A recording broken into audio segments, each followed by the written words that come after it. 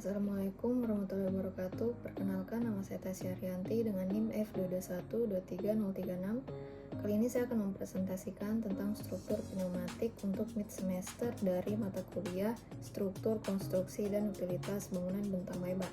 Pertama-tama kita harus mengetahui terlebih dahulu apa itu struktur pneumatik. Struktur pneumatik sendiri merupakan sistem struktur bangunan tenda dengan bahan yang digunakan berupa lembaran tipis atau membran yang sifatnya fleksibel. Penggunaan struktur ini memanfaatkan gaya tarik yang membentuk dan primer berupa garis lengkung atau parabola yang membuka ke atas. Hal ini dikarenakan bahan struktur yang memanfaatkan adanya gaya tarik berupa sifat lentur dan lemas. Terbentuknya struktur pneumatik juga bergantung pada komposisi membran yang diberikan medium sehingga terjadi perbedaan tekanan. Awal mula struktur pneumatik awalnya dikembangkan sebagai struktur bidang penutup atap pada bangunan bentang lebar. Namun seiring berjalan waktu, struktur ini sudah mulai digunakan untuk memikul bahan lantai secara vertikal pada bangunan bertingkat sedang atau medium rise building, baik sebagai penerima beban langsung maupun tidak langsung. Struktur pneumatik sendiri dibagi menjadi dua macam. Yang pertama, air supported structure atau disebut juga single membran structure karena hanya menggunakan satu lapis membran dan membutuhkan tekanan udara yang rendah. Ciri-ciri dari sistem air supported structure ini adalah membutuhkan sedikit perbedaan tekanan udara untuk mengangkat membrannya. Tekanan udara yang dibutuhkan sekitar 2-20 psf di atas tekanan atmosfer. Besarnya tekanan udara ini direncanakan berdasar kondisi angin, ukuran struktur, dan kekedapan udara. Yang kedua, air inflated structure. Air inflated structure disebut pula double membrane structure dan membutuhkan tekanan udara yang lebih besar dibandingkan dengan air supported structure, sehingga sering disebut high pressure system. Tekanan udara pada sistem ini hanya diberikan pada strukturnya, bukan pada space bangunannya, sehingga pemakai bangunan tidak berada dalam tekanan udara.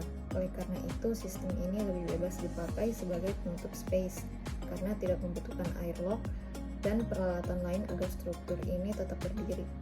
Berikut gambar-gambar yang menggunakan struktur pneumatik dengan air supported structure dan air inflated structure. Desain dan permasalahan pada desainnya itu unik. Pneumatik adalah sebuah sistem yang memiliki bentuk yang unik.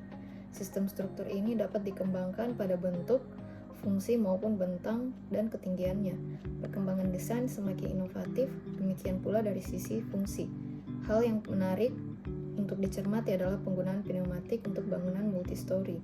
Kalau untuk permasalahan sendiri, itu untuk proteksi terhadap kebakaran, karena satu hal yang penting untuk diproteksi dari struktur pneumatik selain kebocoran bidang membran yang mengakibatkan tekanan udara berkurang adalah penanggulangan terhadap bahaya kebakaran, karena bahan dari membran terbuat dari bahan sintetik, termoplastik alami, dan memiliki titik lebur yang rendah.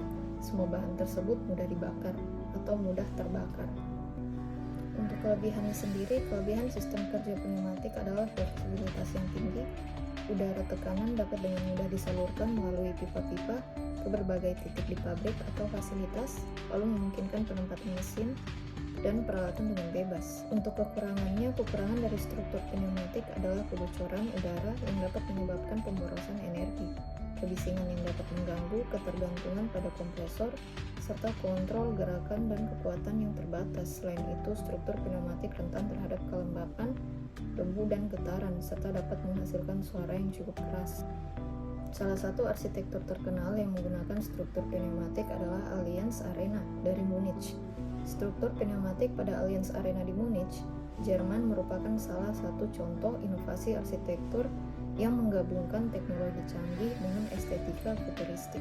Kesimpulan yang dapat disimpulkan dari struktur pneumatik itu sendiri adalah menawarkan solusi inovatif yang menggabungkan efisiensi, estetika, dan keberlanjutan, terutama untuk aplikasi spesifik seperti stadion, rumah kaca, atau fasilitas darurat.